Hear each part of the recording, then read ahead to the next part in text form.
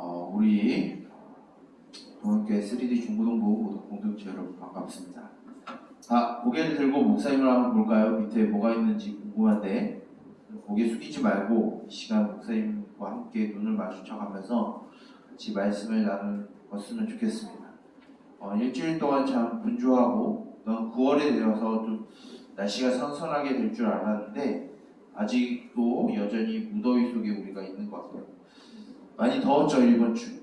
그렇죠. 목사님도 참 많이 덥고 힘들었는데 날씨가 참 이상해지는 것 같아요. 이때일수록 우리가 더 처지고 또한 힘들고 또한 이렇게 분주하고 어지러운 삶을 살아가고 있는데 그럼에도 불구하고 이 시간 드려지는 예배를 통하여서 여러분들 기쁨을 얻기 원하고 또한 하나님께서 주시는 힘을 여러분들이 얻고 여러분들에게 놓여진 그 삶을 여전히 힘있게 살아가는 저와 여러분 우리 동학교회 3D 중고등부 공동체가 되기를 주님의 이름으로 축복하며 또한 기대하고 소망합니다. 우리 사람들은 이 땅 가운데 수많은 평가와 판단을 받고 살아갑니다. 그렇죠? 여러분들도 아마 누군가에게 평가를 받고 또한 누군가에게 판단을 받고 살아가게 될 거예요. 또한 여러분들도 누군가를 평가하고 판단하는 삶을 살고 있을 것입니다. 여러분들은 다른 사람을 상대방을 평가하고 판단할 때 어떤 기준으로 무엇을 가장 우선순위로 보고 상대방을 판단하고 평가하고 있나요? 혹시 옆에 있는 친구들의 어떤 외모를 보고 그 이쁘고 잘생긴 그 외모를 보고 그 사람을 평가하나요? 너무 속물인가? 아니면 다른 사람의 재능 또한 능력, 스펙 이런 것을 보고 여러분들 사람들을 판단하고 또한 그 사람들과 친밀하게 지내고자 하나요? 아니면 무엇이 있을까? 많은 돈을 가졌거나 인기가 많거나 이런 사람들과 더 친하게 지내고 더 가까이 하고 싶지는 않나요? 우리는 이렇게 누군가를 평가하고 또한 판단하면서 또한 누군가에게는 그런 나의 모습 가운데 평가를 받고 판단을 받고 살아갑니다. 그것이 마냥 우리들 사이에서 기쁨이 되진 않죠. 어떻게 보면 스트레스가 되고 어떻게 보면은 좀 고민거리가 되기도 하고 어떻게 보면 그것을 나를 힘들게 하는 요건이 될 수도 있겠죠. 이렇게 사람들을 판단하고 겉모습과 외모를 보고 그의 겉능력을 보고 사람들은 저와 여러분들을 평가하고 판단하고 또한 차별하고 낙인을 찍는 것이 오늘날 우리가 살아가는 이 세상의 문화이며 사회입니다. 그런데 성경에서 하나님 말씀에서 하나님은 과연 세상은 우리를 그렇게 바라보고 또한 우리는 사람들을 그렇게 바라보는데 성경에서 말씀하고 있는 하나님은 우리를 어떻게 바라보고 계실지 우리는 한번 곰곰이 생각을 해봤으면 좋겠습니다. 우리는 지난주 누구에 대한 이야기를 들었죠? 일주일이 지나면 다 우리가 포맷이 되는 놀라운 효과가 일어나는데 지난주는 우리는 어떤 사람에 대해서 우리 말씀을 들었었나요? 사울에 대해서는 이야기를 들었습니다. 근데 그 사울이 성공하고 승리하고 이런 내용이 아니라 사울의 생각대로, 사울의 감정대로, 사울의 이성대로 모든 것을 행동하고 판단하자 하나님의 말씀을 불순종하여서 하나님을 떠나서 하나님은 이 사울에게 사무엘을 통하여서 그의 왕조가 영원하지 않고 그의 신하에게 넘겨지게 될 것이다 라고 하는 하나님의 심판과 징계의 약속이 담긴 말씀을 우리가 들었음을 우리가 기억하고 있습니다. 그런데 그 사울이란 존재는 어떠한 사람이었느냐? 바로 인간적으로 우리의 시선으로 보면 가장 완벽한 사람, 가장 능력 있는 사람, 가장 존중받아야 되는 사람으로 여겨지는 사람이 바로 사울이었어요. 왜 그러냐면 그의 키는 컸고 그는 싸움을 잘하기에 안성맞춤인 피지컬을 갖췄고 또한 능력과 말의 능력도 사울은 가지고 있었어요. 그리고 그의 집은 상당한 부유함을 가졌고 어떤 능력을 가진 집안의 사람이 바로 이 사울이라고 하는 사람입니다. 어떻게 보면 아이돌과 같은 사람이 이 사울이었어요. 그런데 어떻게 됐죠? 이 사울이 하나님의 말씀에 불순종하니까 하나님은 가차없이 그 사울에 있는 왕좌를 다른 누군가에게 넘겨줄 것이다 라고 말씀을 하고 계심을 우리는 지난주에 들었어요. 그 이야기의 연장선 안에 오늘 본문의 말씀을 보게 되면 하나님은 그 사울을 세웠던 사무엘에게 하나님은 다시 찾아와 말씀을 하고 무언가를 명령하는 것을 볼 수 있어요. 그것은 무엇이냐면 하나님은 사울에게 찾아와서 이제 내가 사울을 버렸고 그의 왕조를 영원히 하지 않겠다라고 말을 하였는데 이제 사무엘 너는 내 마음에 합한 사람, 사람들이 원하는 상의 그 왕이 아니라 사람들이 요구했던, 사람들이 아름답게 봤었던 그 사울 같은 사람이 아니라 하나님의 마음에 드는 한 사람을 택할 것인데 그 사람을 왕으로 삼기 위하여 너가 이제 유다 땅 베들레헴으로 내려가라 라고 하시는 말씀이 오늘 말씀이에요. 그래서 사무엘은 그 하나님의 말씀을 듣고 이제 기름을 들고 이제 베들레헴으로 가야 되는데 아직 사울이 폐위가 된 것일까요? 아닐까요?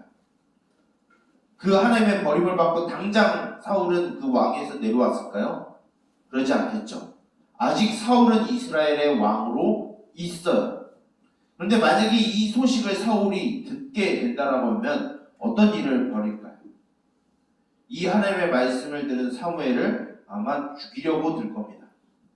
그래서 사무엘은 그것도 알았어요. 그래서 이에 대해서 하나님 앞에 물으니까 하나님은 제사하기 위하여 암송아지 한 마리를 끌고 베들레헴으로 내려가라 라고 하나님은 말씀하십니다. 실제로 사무엘은 암송아지를 끌고 베들레헴의 이새라고 하는 사람의 지역으로 가서 제사를 드리기 위해 그 집을 찾아갑니다. 그리고 그 집에 있는 아들들에게 하나님이 왕으로 삼을 한 사람이 있으니까 그 사람을 기름을 부어서 새로운 이스라엘의 왕이 될 수 있도록 세우라 라고 하나님이 말씀하시고 사무엘은 이제 이새의 집으로 가서 제사를 드리게 됩니다. 근데 이 이새가 이 사무엘의 제사에 초청받아서 데리고 간 아들의 숫자는 총 7명이었어요. 그 중에 장자의 이름이 엘리압이라고 하는 사람인데 이제 그 아들들 중에서 기름을 붓기 위해서 그 사람들을 쭉 보니까 이 사무엘도 역시 사람인지라 눈에 보여지는 외모와 겉모습을 보고 이 이새의 첫 번째 아들 엘리압에게 기름을 부으려고 해요. 근데 하나님이 오늘 말씀에 보면 하나님은 어떻게 반응하시죠? 그 사람에게 기름을 붓지 말라라고 말씀하십니다. 이유는 내가 이미 그 사람을 버렸다라고 말씀하세요. 하나님의 마음에 합한 사람이 아니라는 거예요. 그러면서 하나님은 사무엘에게 무엇을 말씀하시냐면 사람은 겉모습과 외모와 능력을 보지만 하나님은 그런 분이 아니다. 하나님은 그 사람의 중심을 보고 그 마음을 꿰뚫어 보시는 분이시기 때문에 그런 겉모습과 능력을 보지 않고 그 사람 안에 있는 마음을 보신다. 그러기에 그 사람에게 기름을 붓지 말라라고 말씀하십니다. 이후에 이제 엘리압이 지나고 이제 둘째 아들과 셋째 아들과 일곱째 아들까지 쭉 지나갑니다. 그런데 하나님이 기름을 부으라고 하는 아들이 없어요.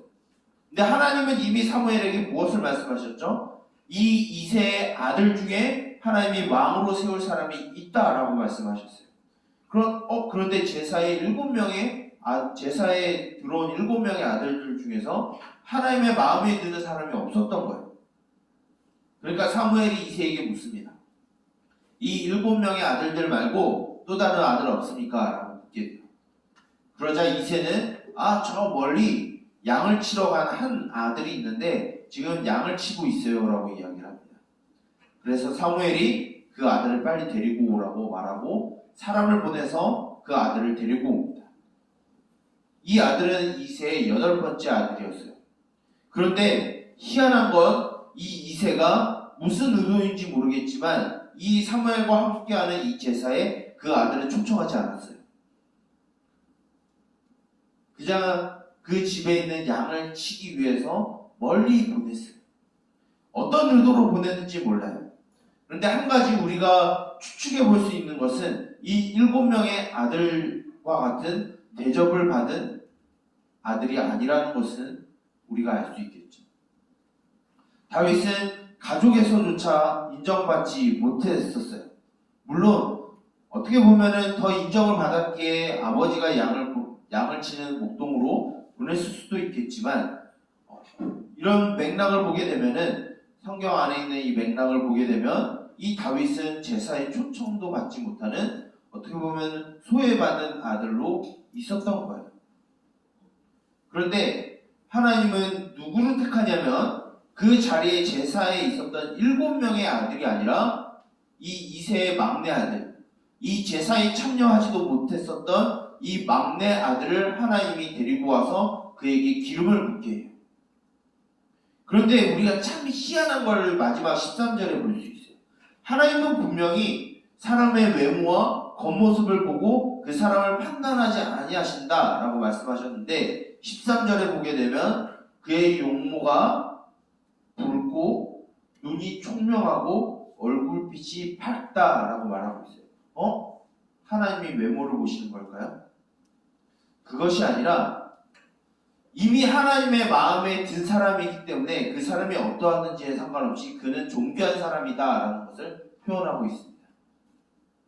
즉 하나님은, 우리 사람들은 사람을 평가하고 그 사람을 판단하고 그 사람을 바라볼 때 그 사람의 능력과 그 사람의 외모와 그 사람의 능력과 커리어와 스펙과 겉모습과 환경과 배경을 다 따져보는데 하나님은 그걸 보지 않는다라는 거예요. 하나님은 무엇을 보냐면 그 마음 가운데 하나님의 마음에 합한 사람인가 아닌가를 보신다라는 거예요. 하나님의 말씀에 순종하는가 하지 않는가를 먼저 보신다라는 거예요. 그 사람이 잘 살던 못 살던, 능력이 많던 없던, 그 사람이 뭔가 배경이 뛰어나든 없던, 재능이 다른 사람들보다 적던 많던 상관없이 하나님의 말씀에 순종하는가 하지 않는가를 보신다는 거예요. 이 이후에 다윗의 모습을, 다윗이 나중에 자신이 목동을 치면서 하는 이야기에 대해서 이제 사울에게 하는 이야기가 나오게 됩니다.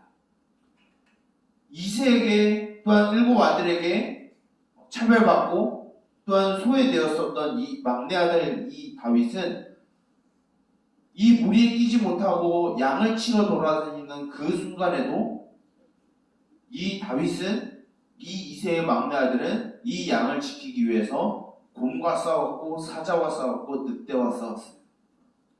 그것은 무엇이냐면 그 마음 가운데 하나님께서 주신 그 마음을 가지고 그 양을 지켰고 그 가족의 재산을 지켰던 사람이라는 것을 볼 수 있어요. 이 다윗이 어떠한 능력이 있지도 않았어요. 초라했어요. 뭔가 화려한 스펙도 갖지 않고 있어요. 그런데 하나님은 누구를 왕을 세웠냐면 겉모습이 화려하고 능력이 많아 보였던 첫째 아들 엘리압이 아니라 이 막내 아들 다윗을 택했다라는 거예요.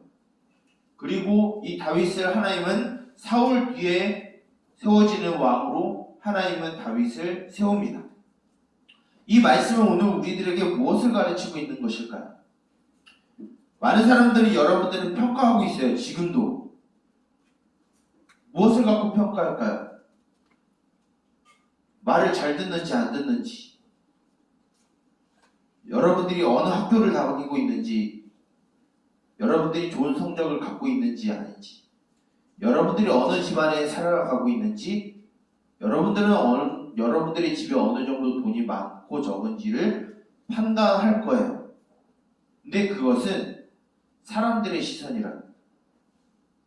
사람들은 어떤 존재죠? 하나님이 아니에요. 죄인이에요. 부족하고 연약한 자들이에요. 사람들은 겉모습을 보고 여러분들을 판단하고 여러분들을 평가할 겁니다. 때로는 여러분들을 다른 누군가와 비교할 거고 차별할 거고 여러분들을 낙인 찍을 거예요. 그런데 중요한 것은 하나님은 그것을 중요하게 보시지 않는다는 거예요. 물론 하나님의 일을 하기 위해서 여러분들을 키우기 위해 여러분들을 통해서 일하시기 위해 그 자리를 하나님이 허락하실 수는 있죠. 그런데 그것이 조건이 되지 않는다는 거예요. 하나님이 바라보시는 사람, 하나님이 사랑하는 사람은 그런 조건을 보지 않는다는 거예요. 만약에 그런 조건으로 본다라고 하면은 여기 있는 우리 전부는 하나님 앞에 사랑받는 사람이 될 수 없어요. 하나님은 우리들의 어떠한 조건과 배경과 환경과 스펙과 커리어를 보지 않고 우리 있는 존재 그 자체만으로 사랑하시기에 하나님은 우리를 자신의 백성으로 자녀로 또한 이 땅 가운데 왕같은 제사장으로 우리를 삼으셨던 거예요. 우리는 이 세상 가운데 뭔가 내세울 거 하나 없습니다.